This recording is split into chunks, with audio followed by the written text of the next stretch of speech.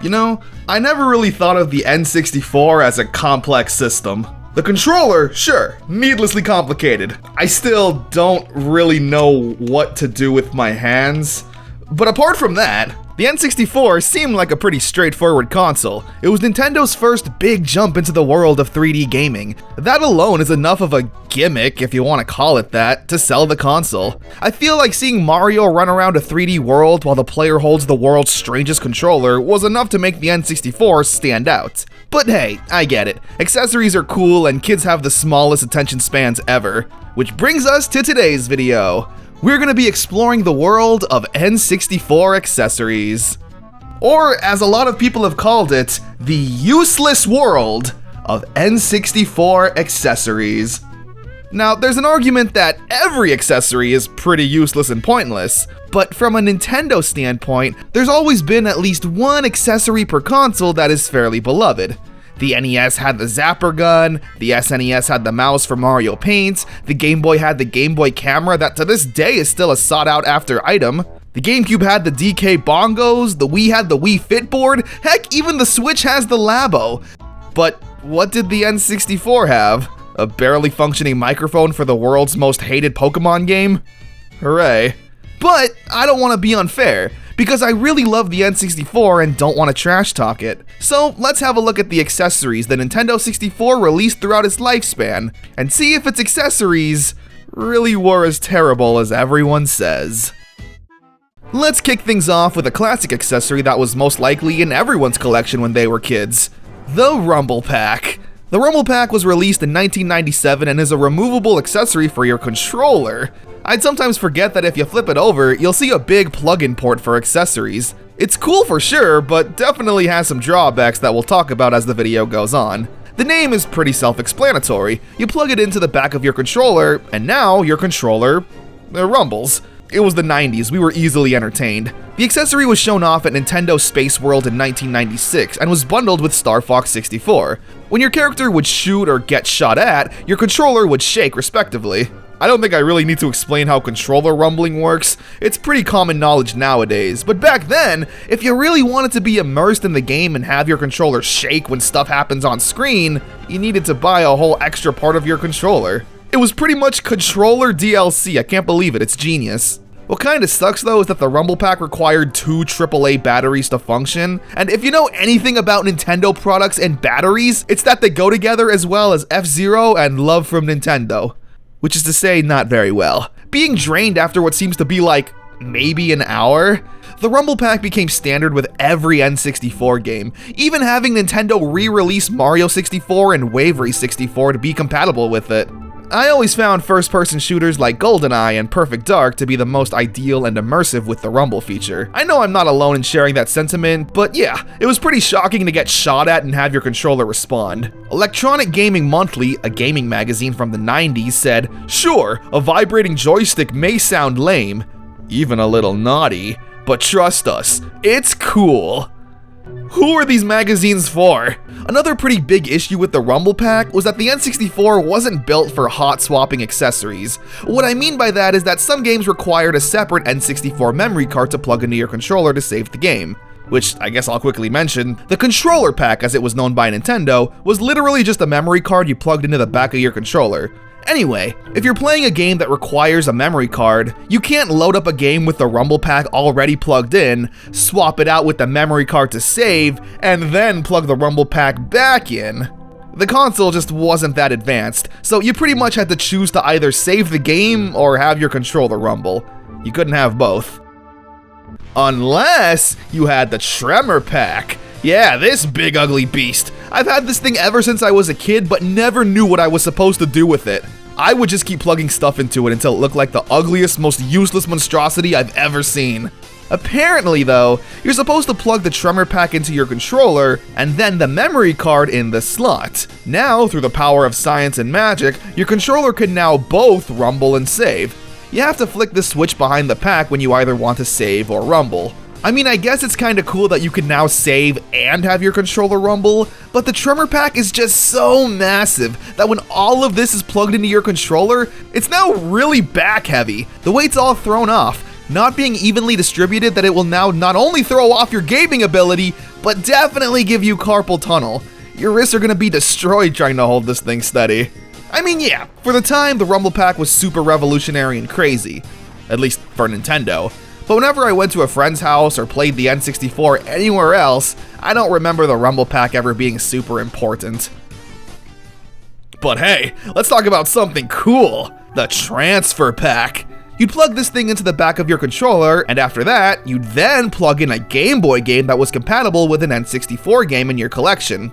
The most famous use of this accessory was with the Pokemon Stadium games, where if you used the Transfer Pack with your copy of either Pokemon Red, Blue, Yellow, Silver, Gold, or Crystal, you had access to all kinds of extra features. First, there's the Dodrio Game Boy Tower. Here, you could simply play your Game Boy Pokemon game on your TV. Pretty cool. I actually remember this being incredibly useful back in the day, considering the original Game Boys weren't backlit, so if you wanted to play Pokemon late at night, you were kinda screwed. So being able to plug it into your TV and see it beautifully backlit probably changed a lot of kids' lives. Then there's the Pokemon Lab. Here you can pretty much just analyze and learn about your Pokemon, as well as trading them with a friend if you have a Transfer Pack and controller. You'll also be given items you can use in your Game Boy Pokemon adventure, like potions, elixirs, berries, etc. The best part though was obviously battling with your Pokemon. You can bring them into the tournament and play through the game with them. I literally never knew this as a kid. I always just played Pokemon Stadium with rentals and thought to myself, dang, these Pokemon kinda suck. Little did my stupid self not know that you needed to plug in a copy of your Pokemon game and bring in your beefed up team. This is so cool, seeing your cute little 2D Pokemon sprites that you've been adventuring with and training with, now get full-on 3D makeovers with actual animations with their moves. Dude, this is the only way to play Pokemon Stadium. There's no going back to playing with crappy rentals. There's a lot of cool bonuses you can get as well. For example, bringing your starter Pikachu over from Pokemon Yellow will result in it having its anime cry rather than its electric sound. Half of these games' enjoyments comes from you needing the Transfer Pack, as well as a copy of a Game Boy Pokemon game. Luckily, Pokemon Stadium 1 came packaged with a free Transfer Pack. Now for sure, Pokemon is the most popular use of the Transfer Pack, but it's not the only game that it was compatible with. If you had both Mario Golf on the Game Boy and N64, you could use the Transfer Pack to bring over the 4 human characters from that game: Kid, Cherry, Joe, and Azalea. It's why in Mario Golf 64, even when you've unlocked all the characters, there's 4 extra slots down here. Who knew? Not me. It's really cool they did this and have 4 complete character models just sitting in the game's files as a bonus for those who have Mario Golf on the Game Boy. A really cool incentive.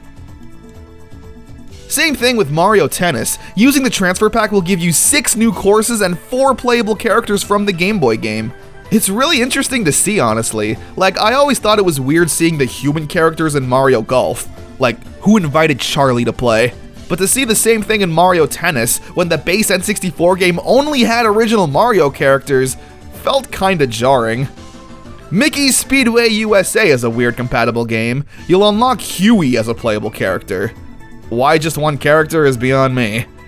Perfect Dark gives you various special weapons, including the cloaking device, hurricane fists, R-Tracker, and a cheat code that will unlock all of the game's guns. Damn, you could really just be unstoppable if you plugged in your Perfect Dark Game Boy game, which I never knew existed actually. Let's check it out.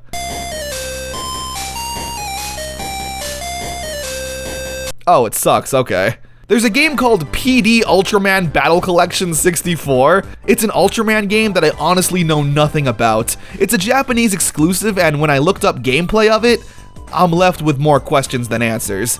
However, if you plugged in the Transfer Pack with apparently any Game Boy game, you'd be able to create your own character. Which is so hilarious, the game's not even picky. Yeah, just plug in whatever Game Boy game you got. Wheel of Fortune? Sure, why not? Here's your bonus, who cares? It's like games that let you scan any amiibo for some minor prizes. It's a nice reward for being a Nintendo fan and spending money. And that's about it for the Transfer Pack. Definitely one of the more useful and memorable accessories. It's a nice crossover accessory that's not just useful for the N64. If you just so happen to own a Game Boy game along with the game that was compatible with another game, then it was cool. You know what wasn't cool though? The Tilt Pack! A pack that plugs into the back of your controller and can turn it into a motion controller. The goddamn Wii 10 years before the Wii actually came out. Why is Nintendo so obsessed with motion controls? The box says, it can't read your mind, just your movements. That's the stupidest catchphrase I've ever heard in my entire life. Now, I don't own the Tilt Pack personally. It's not even that expensive actually, only going for $20 to $30. But you know who did buy it? My good and handsome friend John Riggs. From the looks of it, it's kinda responding. I can't see you doing any precise gameplay with it though. It would definitely be impressive to see someone do like a Mario 64 speedrun with the Tilt Pack. But do you see a problem with this accessory? One major flaw? It's that you still need to hold the controller in your hands. So if I'm already holding the regular controller, why would you not just use the joystick? You still need to press the face buttons to make your character do anything. Your hands are just naturally gonna want to go to the joystick when the gameplay gets heated. What a stupid idea. Speaking of stupid ideas, there's the Mad Catz Force Pack. Yup, Mad Catz. Just hearing that name immediately lets you know you're only dealing with the highest quality of products. The Force Pack was just Mad Catz's own cheaper version of the Rumble Pack, sporting a more sleek and cool black and red look. What separated it from the official Rumble Pack though? Nothing, apart from the fact Mad Catz claims the Force Pack has more intense of a rumble, but like, is that really much of an upgrade? Like, how much do you really want your controller to rumble during gameplay? Do you want it to freak out and almost fly out of your hands? I also doubt that this thing was that much more powerful than the official Rumble Pack. If it vibrated too much, then I'm willing to bet anything that it would damage the hardware in the controller itself. So yeah, typical Mad Catz L. Then there's the Razer Shock Pack, made by Razer, the company known nowadays for making epic gaming chairs. Once again, the Shock Pack was just another company's own take on the Rumble Pack. It was probably cheaper and had this one blinking LED light, which is stupid. So that about sums up every major pack accessory that you could plug into the back of your controller. Some of them were definitely cool, while others were just attempts to piggyback off of Nintendo's idea. I guess I'll quickly mention the expansion pack since, you know, it has the word pack in the name. I don't really consider this an accessory, more so a piece of hardware you need for some games to literally work. The expansion pack would plug right into the front of the N64. It's famous for its red top, and it adds more RAM to the N64, increasing it from 4 megabytes to 8. This would allow the N64 to run games like Donkey Kong 64, Perfect Dark, and Majora's Mask. Without it, you were just out of luck, since those games literally don't work without the expansion pack. It was compatible with a lot of N64 games, basically just making them look and run a little bit better. As kids, we probably couldn't really tell much of a difference though, since we're all playing on the same small tube TVs. But hey, still kinda cool. So now let's move on to some actual physical accessories that don't plug into the back of your controller. Starting off, of course, with the infamous Nintendo 64 microphone. This was a two-parter accessory. The first thing you'd need is, of course, the microphone, along with the voice recognition units, or VRU, that plugs into the N64. It's a pretty beefy accessory that was compatible with, drumroll please, a whopping 2 games, Hey You Pikachu and Densha de Go 64. The latter of which was only released in Japan, so if you lived anywhere else in the world, you pretty much only had this accessory for one game. Luckily though, the microphone and VRU came bundled with Hey You Pikachu. The game itself is fairly infamous on YouTube for being one of the most unresponsive and terrible Pokemon experiences ever. Hello? Pikachu, use Thunderbolt.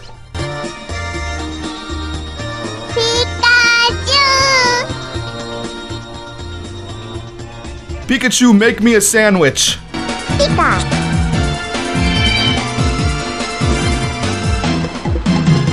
Pikachu, please do anything!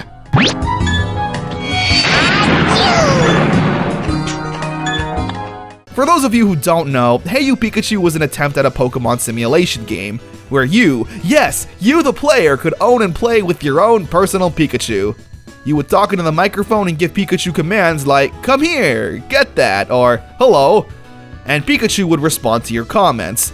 On paper, that sounds like a fantastic game, but in execution, not the best results. Trying to get Pikachu to respond to your actions is one of the most frustrating things you'll ever experience in a game. The only thing I've ever been able to get Pikachu to somewhat consistently respond to is hello. Sometimes Pikachu waves back, and other times, he doesn't. Whenever you ask Pikachu anything with more than 3 words though, he's at a complete loss. The attention of a goldfish. Or a Magikarp in this case.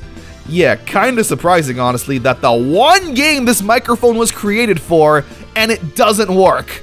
Like, I would get it if every N64 game was compatible with the microphone. Some results would be better than others. But literally, it's one game! One single game you created this accessory for, and it doesn't work. The other game that was compatible with the N64 mic was N64 64. It is a Japanese train simulator game.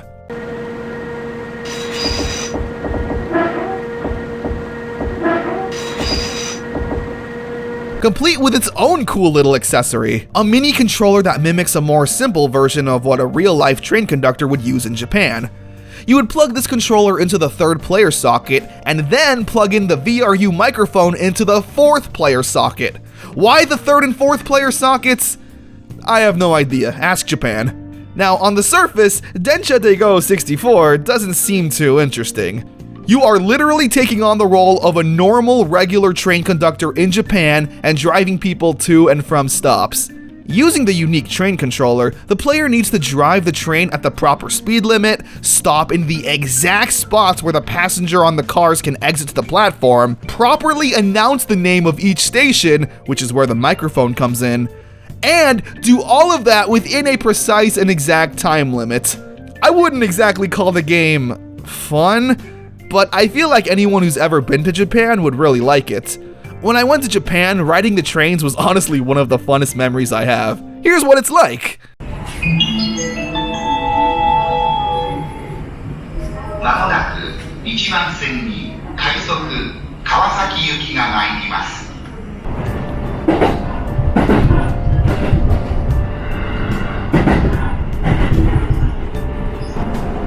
次は新宿、オレンジは左側です。 It's actually riveting when you're there, I promise. Trains in Japan are always punctual. There's over 14 million people in Japan that use the train per day. It's the country's main source of transportation, and punctuality is key. Down to the exact minute. If a train says it's arriving at 3:43, you can bet your left arm that train will be there exactly at 3:43. I always love hearing the cute little jingles and the little voiceover over the intercom say the name of the district the train stops at. The game having a more realistic take definitely is more challenging, but I like that. I'm willing to bet that there's at least one kid in Japan who played this game as a kid and wanted to be a train conductor when they got older. It's kind of like when you play Grand Theft Auto and get to the point where you play the game like a law-abiding citizen, driving the speed limit, stopping at the red light, that sort of thing. The only use of the microphone though is when you're arriving at a station or leaving, you'll need to say something like, Mamamonaku Sanban Sensi Shibuya Yuki ga marimasu. Or something. I don't know. I don't know Japanese, please don't yell at me. I tried my best. So those were the 2 games that were compatible with the VRU microphone. The train game was definitely a much more pleasant experience, mainly since the microphone was a more secondary accessory to the big ol' conductor controls. Now, there are a few more experiences you can have with this microphone, but we'll talk about that in a sec. For now, though...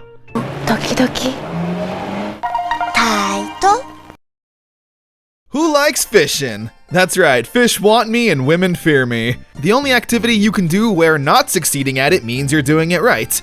Now, you might be thinking to yourself, there can't be that many fishing games on the N64, but the fact that there are at least 5 that I know of already blows my mind. Now, fishing. It's boring as hell, but casting your rod and throwing it into the lake is very satisfying. Thus, the Rumble Rod fishing controller and the Suricon 64 were born. Now, I would say that these are totally useless and pointless accessories, but they are compatible with more games than the VRU microphone. Hell, since this thing just plugs straight into the N64, you could just use this fishing rod as a regular controller with any N64 game, which is definitely a bold choice. Obviously, the most ideal game to play this thing with, though, is a fishing game. Bass Masters 2000 should do the trick. I mean, yeah, you know, it's fishing. The controller doesn't really make it any more exciting. It was made by Mad Cat, so I immediately have a disdain for it, but I can't lie. It's a fishing rod. The button layout is a little weird and not optimal for fishing games, though. Some buttons don't feel natural to press and really lack immersion. For example, the A button is what you would hold when casting your line. On the Mad Cat's controller, it's this little button on the bottom left side of the rod. But on the ConnerTheWaffle, the A button is this massive button that mirrors what a real fishing rod looks like. Both controllers work fine enough though, if I'm being honest. For all you hardcore fishing gamers, the ConnerTheWaffle is the more realistic and ideal controller, having the button layouts be more suited for fishing games only. However, the Mad Cat's Rumble Rod has a more simplistic and familiar layout that makes it easier to play other N64 games. So if you're just dying to play Banjo and Kazooie with a fishing rod, then here you go. I hope you enjoyed my serious breakdown analysis of the stupid-ass fishing rod controllers. Speaking of creatures in the water, we have the Arcade Shark, a controller that's literally bigger than the N64 itself. It's got dual joysticks for like the 3 games that it's useful for, as well as useful for fighting games like Flying Dragon and, well dang, there really weren't that many N64 fighting games, were there? But hey, still a cool accessory nonetheless.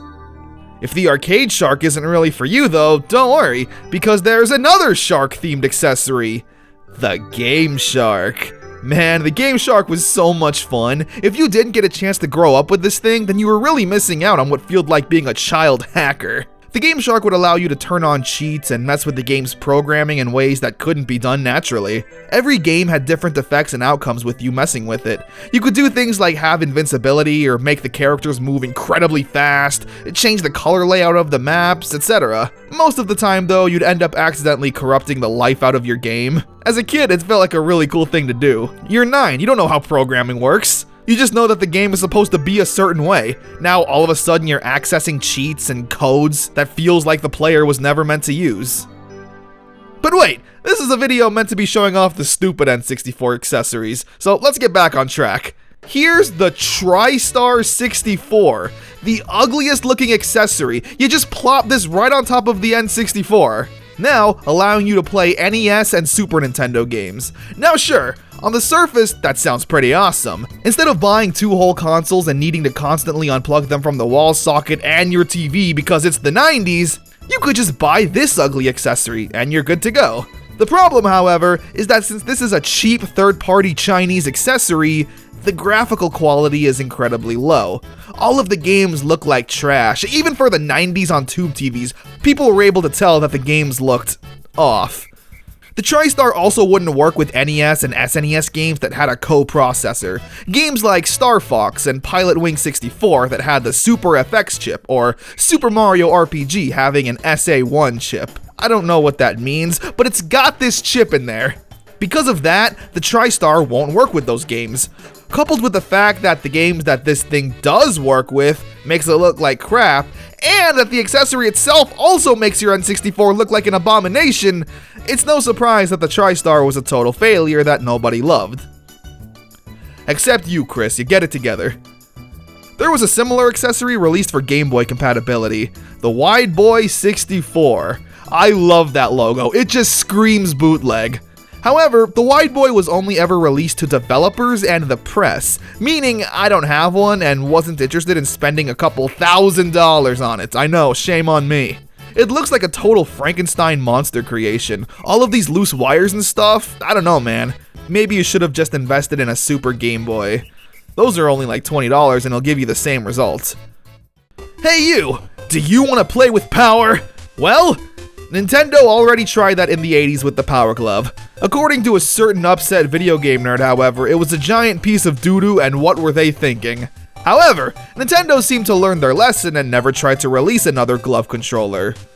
Some company called Reality Quest, though, wanted to continue bashing their head against the wall, releasing the Glove Video Game Control. Single-handedly, I see what you did there, puts you in the game.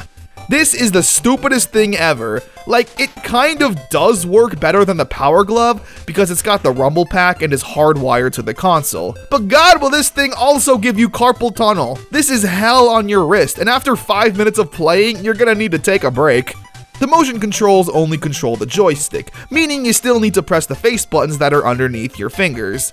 So it kind of feels like you're playing with a complex, oversized mouse, which honestly could work if some games were programmed with this thing in mind, but none of them were because this is a third-party product. It's definitely just a weird gimmick you're meant to show off to people and have them go, "What the heck is this?" But now we gotta spend some time talking about probably the biggest N64 accessory that nobody cared about. The 64DD, or the Nintendo Disk Drive. This thing was released on December 11th, 1999 exclusively in Japan and never saw a release outside the country. As the name implies, the 64DD was going to allow discs to be used on the N64, allowing games to have better graphics, music, load times, etc., giving it a more of an edge to compete with the PS1 and pretty much every other console at the time. You'd plug this thing into the bottom of your N64 and boom, you got this big beast that took up way too much room. How appealing. The 64DD fell pretty hard on its face, probably because there was a lack of high-profile games released on it. A whopping 10 games were released throughout its lifespan, and even some accessories that were compatible with it. That's right, accessories released for this accessory. The first game released on the 64DD was Mario Artist Paint Studio. The game acts as a sequel of sorts to Mario Paint on the Super Nintendo. Paint Studio also came bundled with the N64 mouse, which as you could assume, is a regular old mouse. Paint Studio is fine, I guess. It's literally just Mario Paint. You can draw, color, use stamps and pre-made images and just let your creativity flow. To me, loading in all the pre-made images in places they don't belong, like this giant 2D Pikachu in the middle of Tokyo, is so funny. Just like the Super Nintendo mouse though, the N64 mouse isn't really responsive or accurate. I guess I am kind of comparing it to a computer mouse nowadays that actually works and responds to slow and pinpoint movements, but if you're an actual artist, you can probably make it work just fine. Heck, they even added in a new and updated version of the fly swatting game. It's honestly really cute and charming, taking you to different locations in this house full of quirky and Dr. Seuss-like geometry. It's really cute, and I would have preferred a whole game of just this. Like, obviously you need to add in some more features and make it a little bit more deep, but you actually had something here, Nintendo. It's a shame though, we'll probably never see anything like this again. Please prove me wrong. Up next on the 64DD, there was Doshin the Giant. Say hi to Doshin.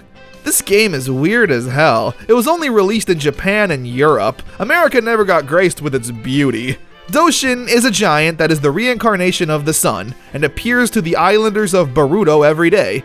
The natives utilize Doshin's size and abilities to build monuments or interact with each other in daily life. Doshin himself is a yellow, naked giant with a permanent happy face.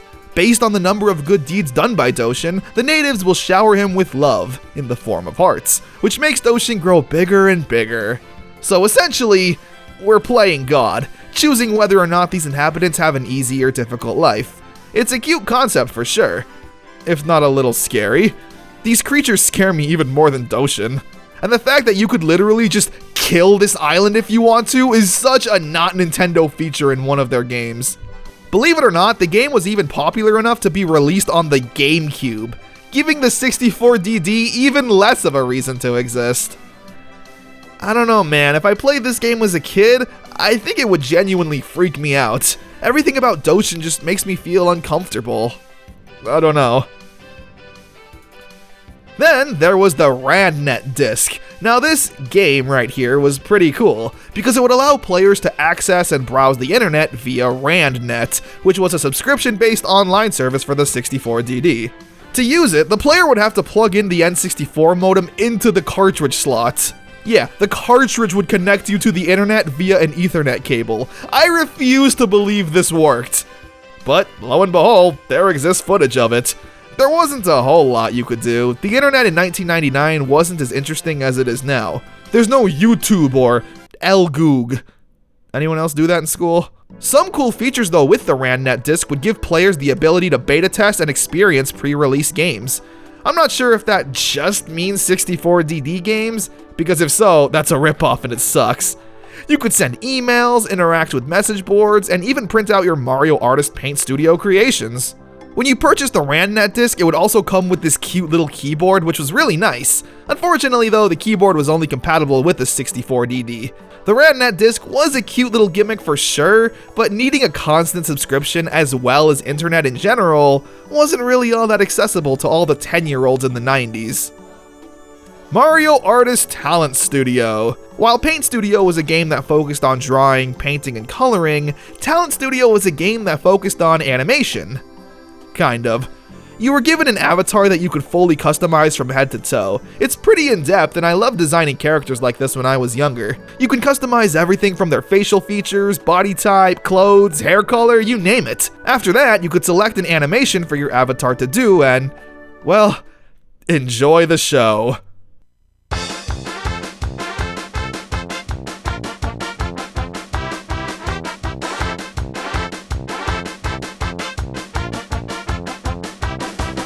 We're having fun? It's an alright game, I guess. Definitely feels like you could have combined the two Mario Artist games into one, though. Heck, this isn't even the last Mario Artist game in the series. Why separate them?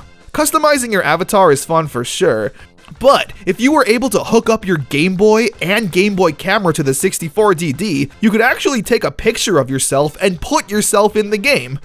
That's right, you could be this nightmarish monster creature. Up next is SimCity 64. Just like every sim game, you need to create a functional civilization with as little chaos as possible. Or as much chaos as you want, depending on how much of a sociopath you feel like being that day. The game is honestly whatever in my opinion. However, just like in Talent Studio, you could actually take a picture of your face and your friend's face and put them in the game as citizens. It's a little wonky and such an arduous process that I'd only recommend it if you enjoy hours of problem solving. Derek from Stop Skeletons from Fighting did an excellent video on that subject. It's insane how many hoops you need to jump through just to make something like this happen. The F-Zero expansion kit was, well, is an expansion kit for F-Zero. The core game remained the same, but now with 12 new tracks as well as a custom car and track editor, which is neat. That's all I gotta say about the game. Japan Pro Golf Tour 64.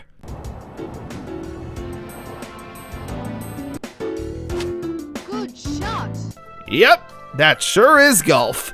I don't really see the point of this game's existence. I mean, we already have Mario Golf, a game that looks and plays significantly better than this. Which is kinda weird, right? Like, the 64DD was meant to be an upgrade to the base N64 console. So if that's the case, why is this game inferior in literally every single way? There was an online mode where you could play with people all around the world. But again, with the internet of the 90s, I imagine it may have looked something like this. I mean, hey, to be fair though, is this really any different than Nintendo's online services today? Boom! Got your ass!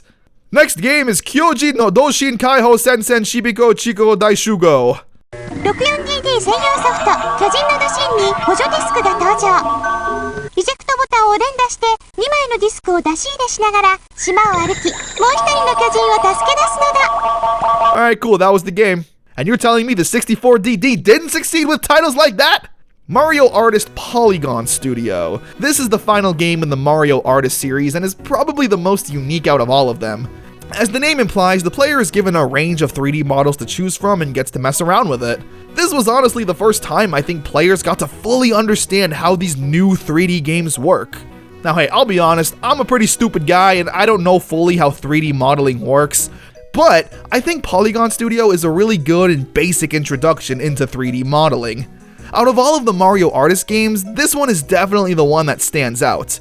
The other ones could have existed on the Super Nintendo, but getting to create and even play with 3D models and polygons is a really unique gimmick that I feel like Nintendo should have pushed harder. Like maybe releasing a game called Mario Paint 64 with this Polygon Studio as its main feature, as well as having the traditional 2D art and animation and everything else. But with that marks the end of the 64DD's lifespan. Honestly now, after going through the entire console's library, it's no surprise this thing flopped. Not one game stood out as some kind of underrated masterpiece. The fact of the matter is that the 64DD was just Nintendo's desperate attempt to keep up with the gaming world. The PS1 was graphically miles beyond the 64, being disc-based. So, hey, while it wasn't particularly good, it was still an interesting piece of the N64 history. But hey, now let's go to China. A country pretty infamous for their bootleg video games got an exclusive Nintendo console in 2003 called the IQ Player. Well, that's not a catchy name. Now, the name may not sound familiar, but the controller should definitely give you a sense of deja vu. That's because the IQ Player is a plug-and-play console for Nintendo 64 games. That's right, not only is this the controller, but it's the console as well. Backstory. At one point, China attempted to outlaw and ban all video games. Why would you do that? So to combat this, Nintendo partnered up with one Chinese software developer to create this, a preloaded N64, with classic N64 titles like Super Smash Bros. And The Legend of Zelda. Only a total of 14 games were released throughout its lifespan. Dr. Mario 64 was the game that came preloaded with every console. It's just Dr. Mario 64, but in Chinese. If you wanted more of these games, you'd have to go to an IQ depot, usually located in gas stations and other convenient locations. You take out the memory card from the console, load it up into the depot, and download another game. It's such a fascinating concept. Essentially, this was an N64 classic, but with extra effort to get the games. Speaking of which, there isn't much to say about the games themselves. They're all just ports of N64 games we all know and love, considering this is an official Nintendo creation. They put in love and care to make sure all the games ran well, which they do. The games look and feel exactly like they did on the N64, only it's all in Chinese. So I don't know what's going on. That's the only difference. The controller is kind of weird and takes some getting used to, and there was even a weird multi-tap adapter that would allow for multiplayer games in Super Smash Bros. And Mario Kart 64. Overall, it's a pretty interesting piece of history, and this thing lived on until 2016 before it got discontinued. Despite its lengthy lifespan, however, it only sold between 8,000 to 12,000 units, and considering China's population, even in 2003 was 1.2 billion people, those aren't great numbers. Around 2003 to 2004, the Power Player Super Joy hit the scene. Its origin is unknown, but it was sold all over the world. North America, Brazil, Europe, Asia, Australia, frickin' Saturn for all I know. This is apparently one of the most notorious and popular products within the bootleg community. It was a simple plug and play, meaning you hook up the N64 controller directly into the TV. It came with another controller resembling the 6-button version for the Sega Genesis meant for multiplayer, and a gun, because why not? No bootleg game console is complete without a gun.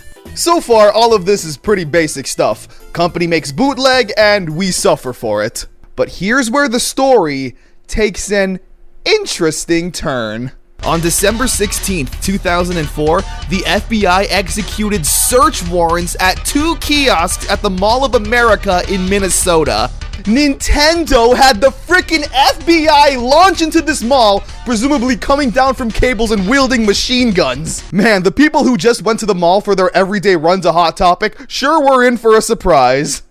The FBI also searched storage units rented by one Jonathan Cohen, an owner of Perfect Deal LLC of Miami, Florida. Here's what he did. He basically bought these consoles for $7 and resold them for $60 at the mall. These storage units apparently contained over 60,000 units of N64 bootleg consoles. Meaning, if we do some math, he bought $420,000 worth of bootlegs, and if he managed to somehow sell them all, he would have made $4 million! This is the craziest bootleg story I've ever heard. In November 2005, Cohen was sentenced to 5 years in federal prison and was required to run ads in mall magazines to inform the public of how he sold pirated games at the Mall of America. Nintendo does not play around. Not only did they cuck this guy of becoming a millionaire, they threw him in prison for 5 years, and they also made him issue a public apology in written form to expose how much of a fraud he was. Now this is where the interesting history of the Power Player Superjoy comes to an end, right? No, because now we're heading on a plane to Italy, where there was a 10-minute infomercial advertising this bootleg nonsense. Spettacolare oggetto, intanto avete due console, This is Roberto Artigiani. From what I can tell, he's basically Italy's Billy Mays. Hi, Billy Mays here for the Big City Slider Station. So I instantly love him. He's obviously speaking Italian, so I have no idea what he's saying. I imagine he was given some kind of script to make this console sound as legit as possible. This is definitely one of those ads that would play at 3 in the morning, and you would only ever see it accidentally if you fell asleep on the couch watching cartoons. You slowly start to wake up in a daze, only to realize, it's Italian Billy Mays! Hi, Billy Mays here. I'm sure he tried his best. He sounds super convincing, but he's showing us a bunch of NES games in 2004. I don't think Italians cared about this. And that was just the history of this abomination. It definitely has a more interesting backstory than most of these bootlegs that we check out, where most of them are just made in some kind of Czechoslovakian basement. But without further ado, let's check out the Power Play Joy Supermax, whatever it's called. 30-1, huh? It's never easy. Game number 1 is Primitive Man. What, Caveman not good enough for you? It's a 2D side-scroller where a caveman runs around the streets of New York. Already off to a terrible start, I see. It's just so... whatever. Incredibly mediocre and forgettable. Up next is Superhero. Oh my gosh, who are you? I need a superhero myself to save me from your ugliness. Once again, it's a perfectly fine to a below fine side scroller. Bootleg Buzz Lightyear over here punches stuff, shoots lasers, and turns into a car. I guess they were going for some kind of Mega Man thing with multiple abilities. And yeah, I can see the similarities. Ah, dang it, I died. Oh no, this is horrible! Help? I wish I could, buddy. Wonder Rabbit! What a cute little rabbit he is.